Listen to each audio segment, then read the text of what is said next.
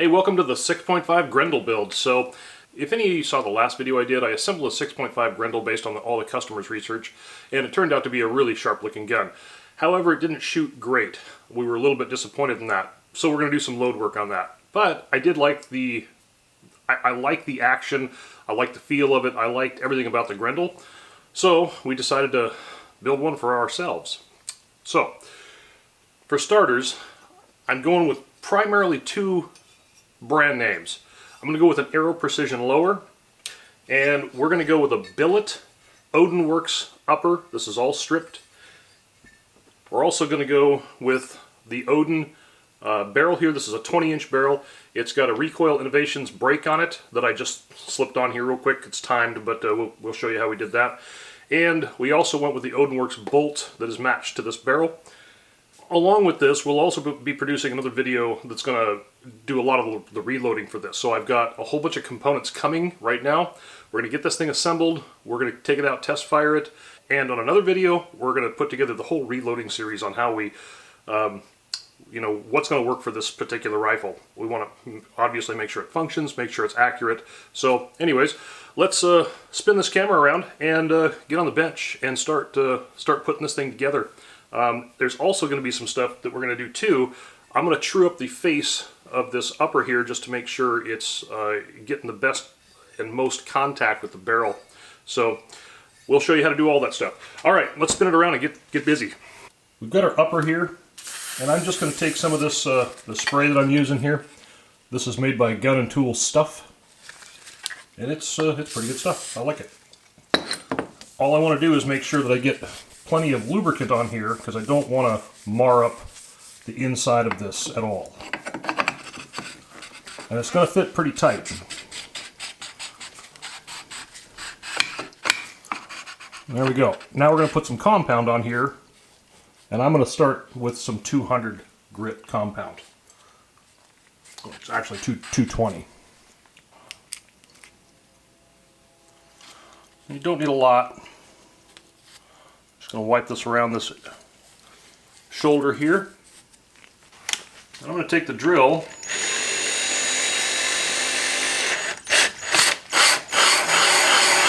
and we're just going to work this real slow. We're going to pull it back away, and we're going to look at this edge and see if we've got high spots and low spots.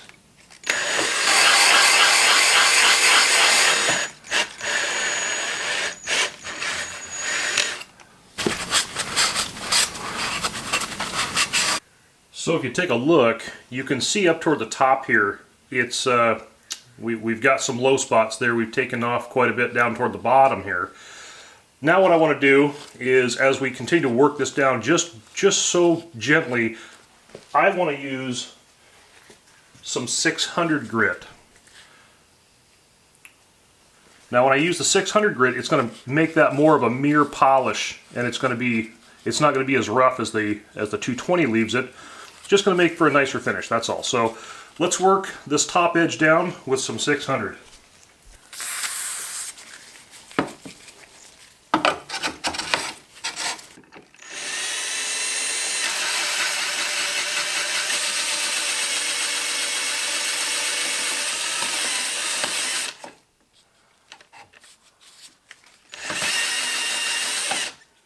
So what we're left with is just a really nice finish here, and it's going to be making sure that this barrel mates up just perfect.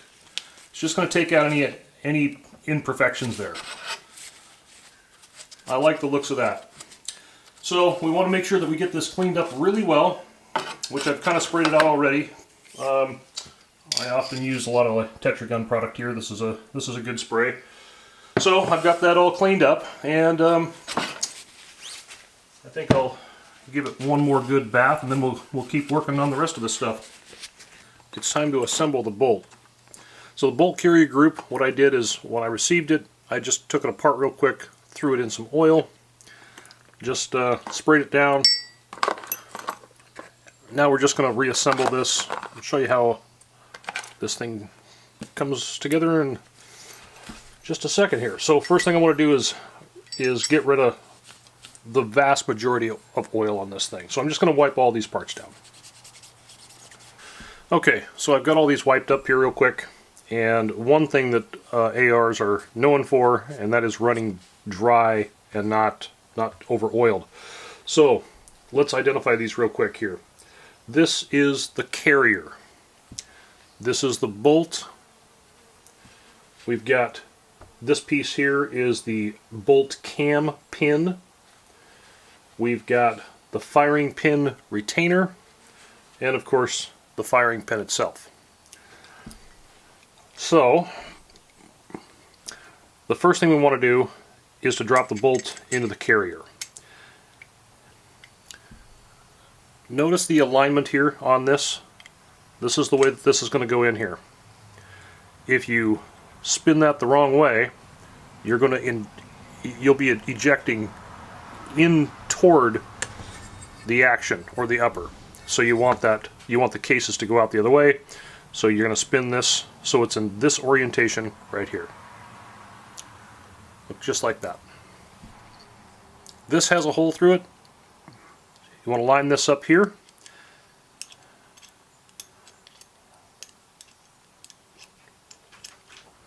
Drop this in. And then you'll have to rotate this so that the holes line up through the center of the body of the bolt carrier group. Now what you can do is take your firing pin, drop your firing pin in, make sure it goes through, and that you can see it there in the front of the bolt. Then you got to take your firing pin retainer here, that goes in your hole right here, and this is where a pick is going to be real handy to just come in here and help move that pin in. So this is totally assembled now. Just want to make sure that this is going to move back and forth nice and free. There's still some oil inside here because you want to keep the piston rings on the bolt nice and lubed. There we go. That's assembled. So the next step that we're going to do here is we want to mount the barrel to the upper. So this is an Odin Works barrel and 20 inches long. These come with an adjustable gas block already installed, so that's handy. They're not hard to install though, but that's nice of them to do that included in the barrel.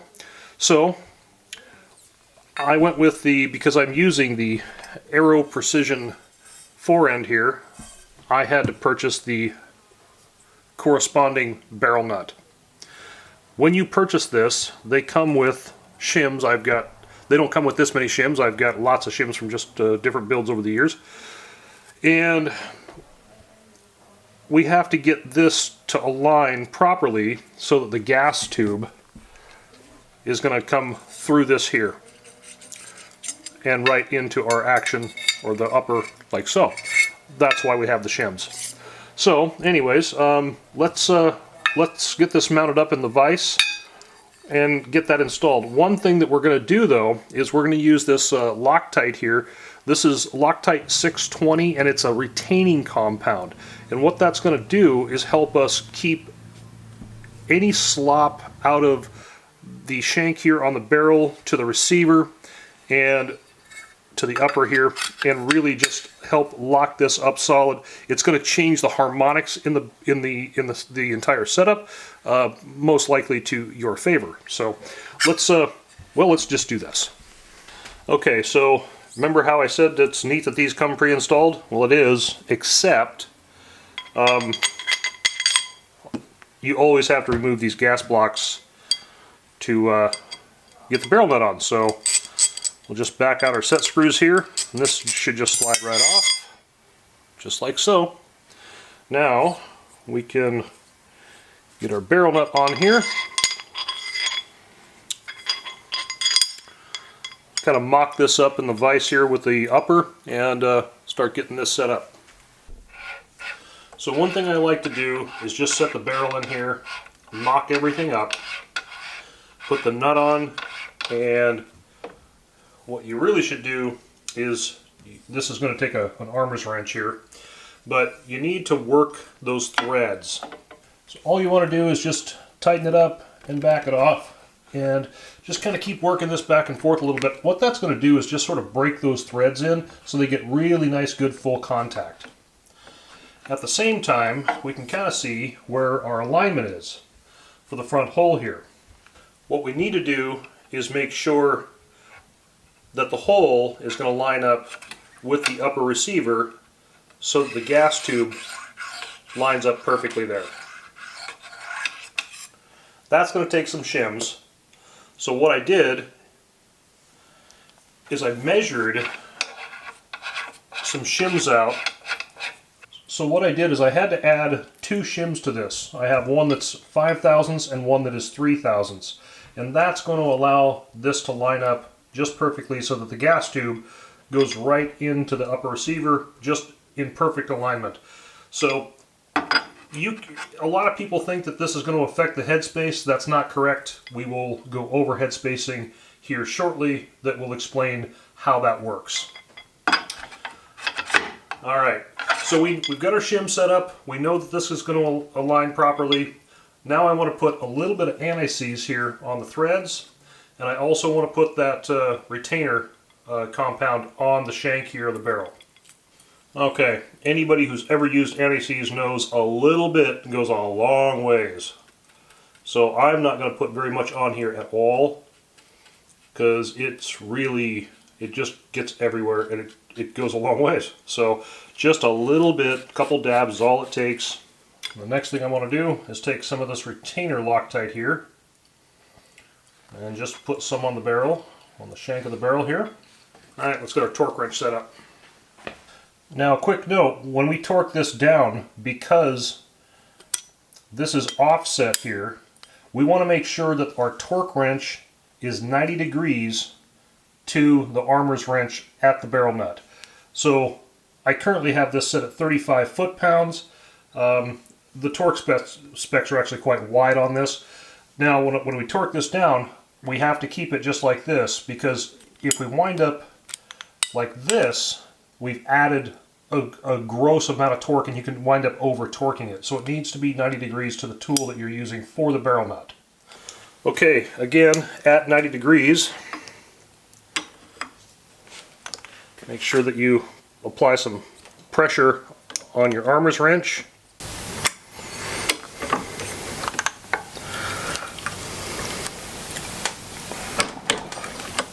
Alright, let's check that real quick. I think we're going to have to go just a little bit more. Yep, got to go just a little bit more. So we're going to up the torque to 40. And we'll just keep checking this. So we ended up right around 50 foot-pounds. And that's fine, that's within specs. And our alignment is perfect. And notice the alignment also with the tube and the barrel. Perfectly aligned. Alright, we're good to go. So Odin Works did something that is, I think, just incredible. They made a line on the gas block and a line on the barrel so that you know exactly where the gas port is going to line up from the barrel to the block itself. And to me, that was just genius. So what we're going to do is we're going to take our set screws here for the barrel, for the gas block on the barrel. I'm going to use some high strength, high temp Loctite on this. Now, just because it's high strength, high temp doesn't mean you can't get it out. There's tricks to that. But let's start this in here, pull the other one back, put some on this one here, snug these down. First thing I want to do, I'll get my wrench on there and then make sure that we're lined up, which we're a mile off. Get that lined up just perfectly right there. Alright, our lines are good, and we'll get these things set. I want to make sure the gas block is snug against our shoulder here. Now, I can tighten up our set screws.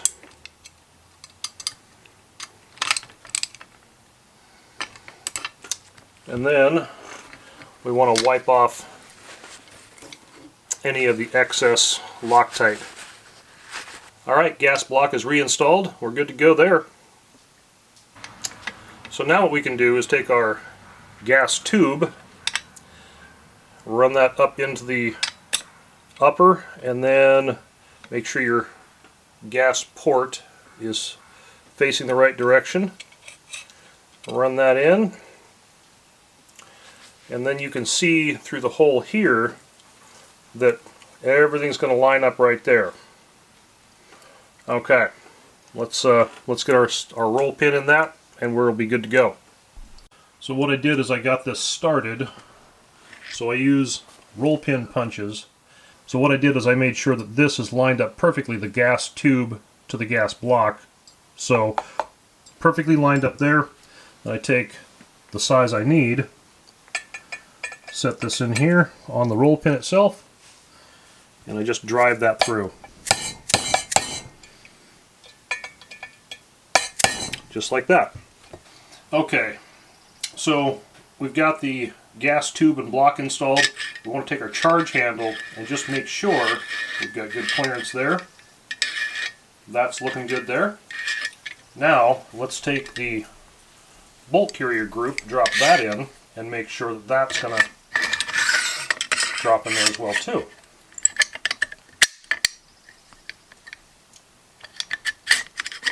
Okay, we're clear there. Good to go. So what I've got here, this is actually a go gauge, even though it's painted red. This is a go gauge. I'm going to set that up in the chamber, and I'm going to push on the back of the bolt and make sure it closes. This closes up, make sure it opens, and there it comes, and then out with our gauge. Don't drop these gauges or ding them in any way, or they'll be worthless. So that closes up good. Now what I can do is I can slip a no-go gauge in there, and it should not close at all.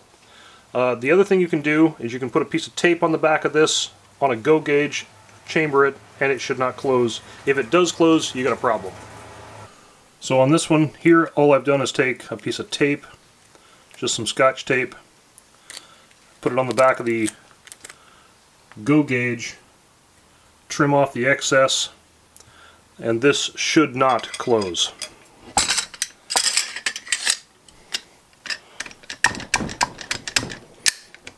Nope, it will not close. So I know for a fact my headspace is safe. So now what we can do is we can set this handguard on here, and this particular handguard does have tabs that aligns it to the upper receiver. So we can slide this on carefully, just like so. Alright, now you'll notice I've got all my screws here taped down, and that's just because, well, I don't lose them when they're out rolling around on the bench. Low strength Loctite. This stuff is great. So I'm going to take each one of these off of here, put just a touch of low strength Loctite on this. A little too much, dab some off, and then we'll get each one of these here installed.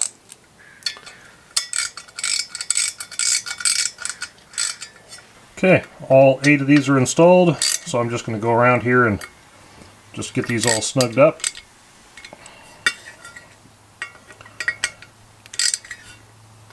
So I've added some Loctite low strength as well to these, and then we'll just snug these down along with that. This is an M-Lock Aero Precision 4N2, just FYI. I'm kind of becoming a bigger fan of M-Lock lately. I really do like them. They work quite well. Now, if we want, we can put our muzzle brake back on.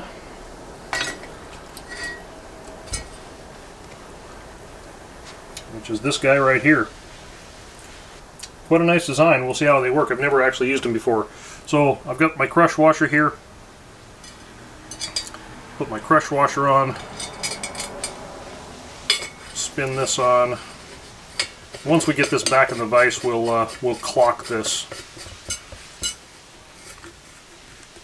So it's going to look something like that. We'll again we'll show you how to clock this here shortly, but there's the upper. Just about done. So what I did is I mounted this up in a barrel vise. I put my level on here so that I know that the upper assembly is totally level. Set that off to the side. 2 punches.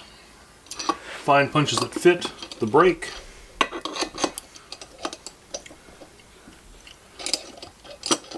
And all we're going to do is just work this brake on until our top ports are straight up. So right about there. Alright. That brake is now timed. Simple as that. Okay, so we've got our upper just about done. I went ahead and just threw a bipod on that. We'll talk about that a little bit later when we get out to the range, once this thing's complete. I also threw on just the mount here, just to sort of mock it up and see, you know, sort of how things are looking. So far, I'm liking this, but we got to put this together. So here's a lower. This is an Aero Precision lower, and we're also going to be installing a Velocity 3-pound trigger. So I've got all my parts here in a tray. If you take a look here at the tray, what I like to do is I like to put everything in a magnetic tray. I lay some tape down in there. I stick all my parts to the tape just in case, you know, you tip it over. It just helps not to lose those little tiny pieces. So, all right, well, let's get back down here on the bench and start putting this guy together. And with any luck, we'll get this wrapped up here shortly and get out to the range and do some testing. So, all right. So for this, you're going to need just a little bench block, need your lower, and you're going to need some different punches, some roll pin punches and things. So let's start first by getting our front takedown pin in here. First thing we're going to need is you have 2 identical springs and detent pins. You're going to need one of those. Now, one thing I did do is I did take some lubricant. On this particular one, I'm using some Tetragun, and all I've done is I've just added a little bit of lube to the spring, just kind of wipe them down, slide them into place. Take your small detent here, and that's going to go down in over your spring here. Now, I do try to put this together with everything facing a direction, so if I lose this thing, it shoots out of there, then I stand a better chance of finding it. So these can be a little bit challenging to put in.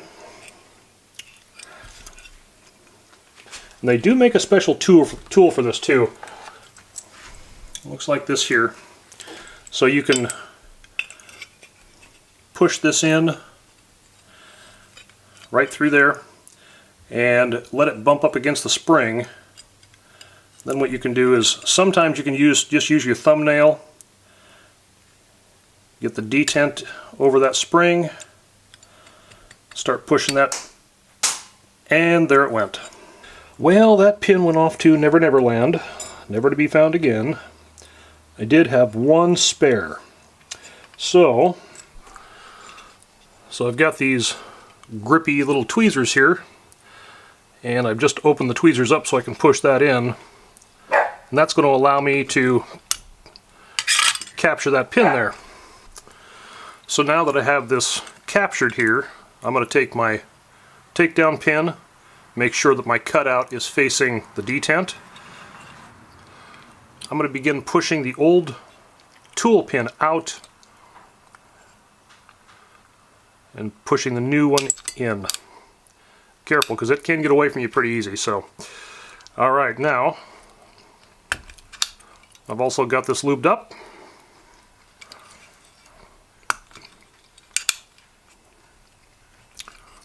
A little stiff, but tolerances on that are really good. So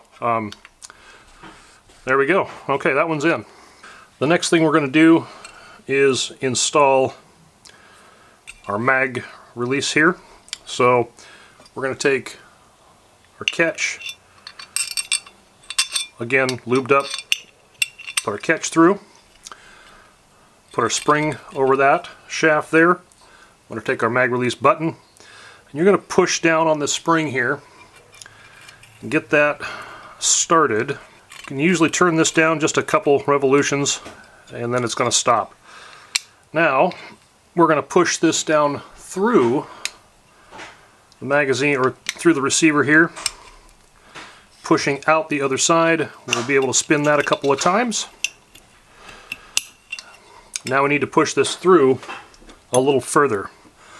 This is where a block comes in handy. Now what we can do is just put the button on the block, on the punch there on the block, spin that around. Let's check that. Came through a little bit too far. You want the stud to be level or flush with the button, so we're going to back that up just a little bit. See how that looks. There. We are perfectly flush right there. That's what we're looking for. Now, before we go any farther, we want to test the function of this. So we're going to take a magazine, put a magazine in, push the button, and it should drop right out. We're good to go there. All right, let's get our bolt catch here installed.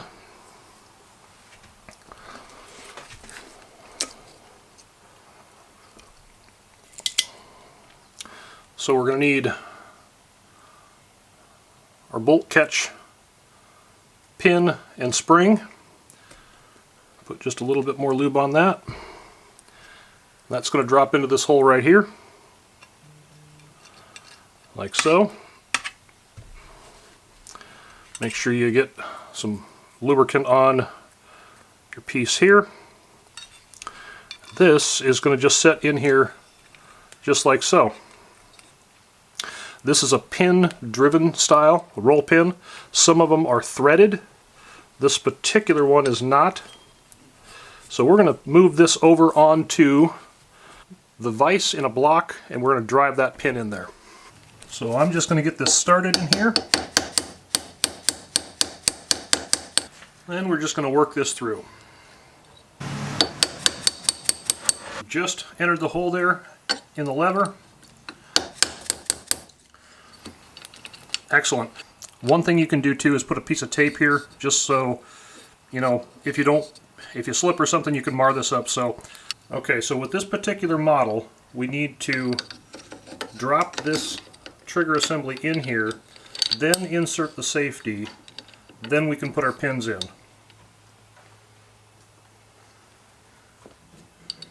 So we'll push our pins through here.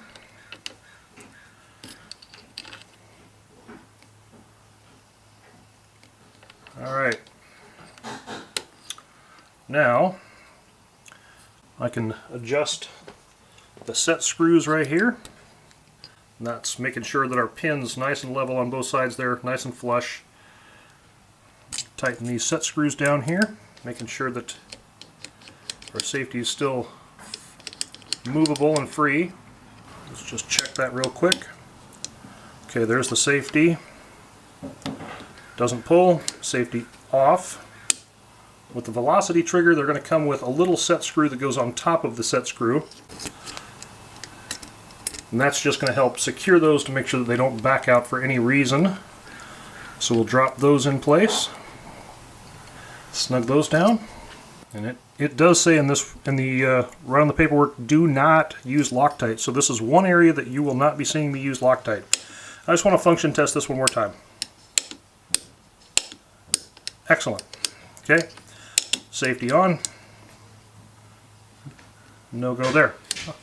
Okay, we're good to go. Okay, so now we're just going to put our trigger guard on here. Get the roll pin started. Drive that in. Finish it off with a punch.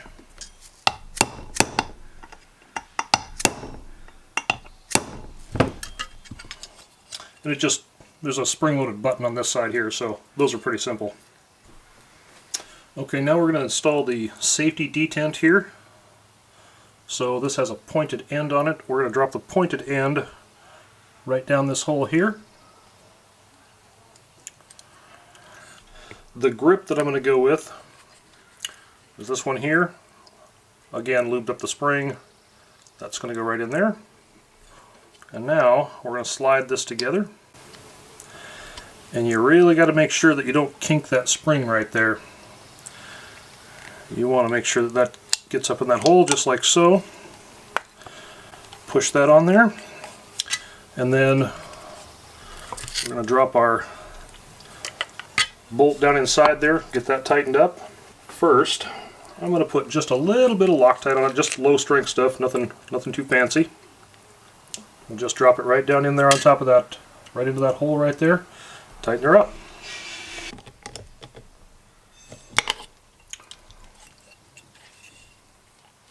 Alright, she's coming along nice. Safety feels good. Everything still functions good. Alright, let's get a rear takedown put together here. For this, let's go back over to the vise. It's just going to make things a little bit quicker and easier. Okay, up next, our rear takedown, which also has our groove in it, and our detent, which is going to go right in this little hole right here. Spring goes in. Detent, the cutout on this must be facing the detent. Push that in and make sure it's catching. Up next, we're going to start screwing this in, our buffer tube assembly.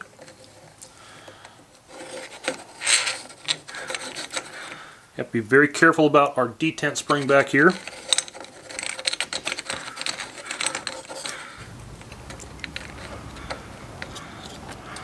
Okay, now we'll push this buffer tube catch down here, spin that around,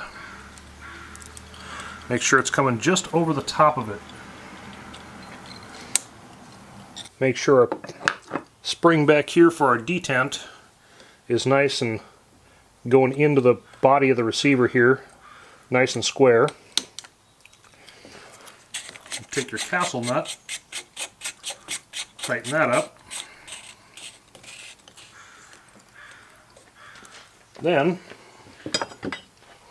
you just take your armor's wrench,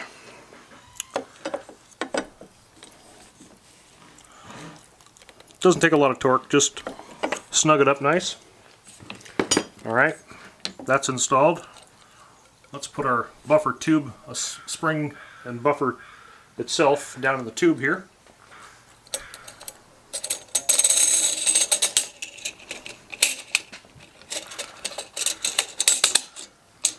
Make sure that's captured well. We're looking good there. And we can slide on our buttstock.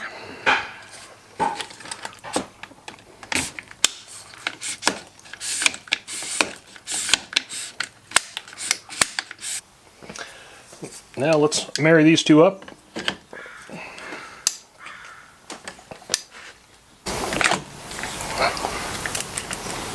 Those are married up.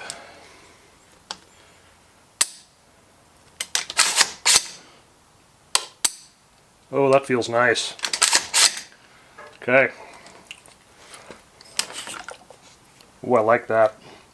Alright, let's get a scope on this thing. Okay, so we got this all leveled up real nice, and now we are just going to torque this thing down.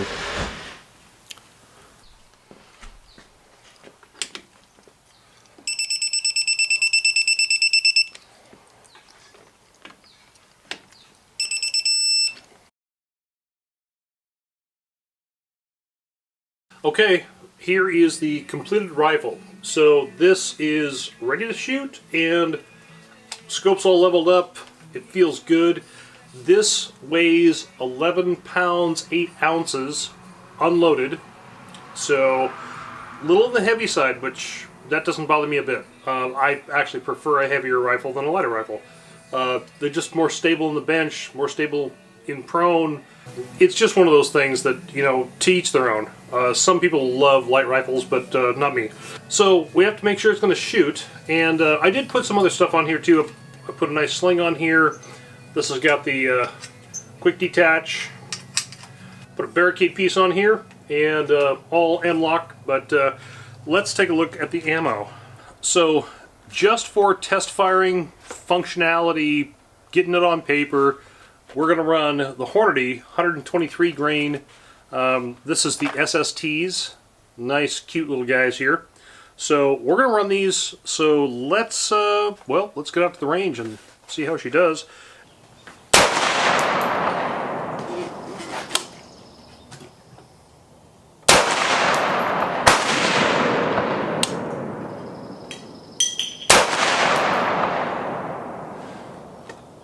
They run in mine. Yeah, they do.